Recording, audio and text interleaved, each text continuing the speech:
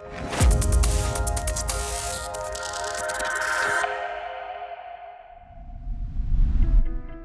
suis Benoît Denant, je travaille comme ingénieur de recherche dans l'équipe Microstructures et contraintes à l'Institut Jean Lamour depuis fin 2005. Mon travail consiste donc à être responsable d'une plateforme d'essais, que ce soit en dilatométrie, en résistivométrie et d'essais thermomécaniques. Quand je suis arrivé dans l'équipe Microstructures et contraintes, il y avait déjà des études qui étaient réalisées sur les grands instruments, donc au synchrotron, mais on n'avait pas forcément des équipements qui étaient vraiment dédiés à nos besoins. Et en 2011, lors d'une réunion interne au niveau de l'équipe, ils m'ont demandé si je voulais bien développer ou pas un nouvel appareillage qui répondait aux besoins de l'équipe. Ayant déjà participé depuis mon arrivée à plusieurs sessions synchrotron, ayant aussi participé à la jouvence de certains appareillages dans le parc dont je m'occupe, j'ai accepté de relever le défi. Ensuite, en concertation avec les chercheurs de l'équipe, j'ai pu établir un cahier des charges précis qui permettait de mettre en évidence les besoins, mais aussi les contraintes pour que cet appareil puisse être installé après sur des lignes synchrotron.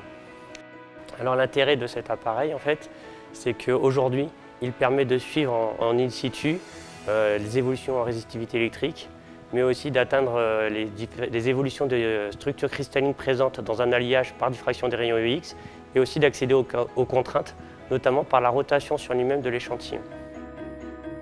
Souvent, pour un alliage, on va avoir beaucoup d'essais à réaliser, mais maintenant, si on veut se projeter un peu plus vers le futur, entre guillemets, eh bien, tout simplement, on peut commencer à aller vers des essais où on va avoir un échantillon, on va avoir des gradients de composition chimique à l'intérieur du matériau. Et tout simplement, en un essai, on va pouvoir reproduire ce qui se passerait en 15 ou 20 essais. Donc ça devient un outil qui est très puissant. C'est ce qu'on appelle la métallurgie combinatoire. Donc c'est cet ensemble de spécificités qui soit aussi assez compact, puisqu'on puisse le transporter d'un synchrotron à un autre, parce qu'il n'y en a que quelques-uns en Europe. Et donc c'est cet ensemble de spécificités qui le rend unique, on va dire.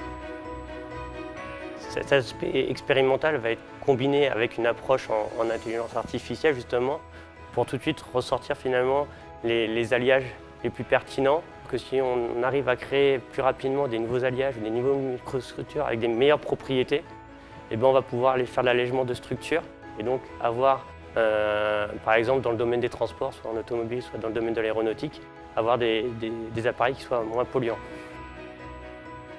Être compensé, on va dire, c'est une satisfaction, mais c'est aussi un bon signe vers l'avenir, parce que finalement, la métallurgie, c'est quelque chose qui a toujours été présent au sein de notre pays, et puis qui a un enjeu particulièrement important pour le futur, justement, avec tous ces problèmes écologiques et environnementaux.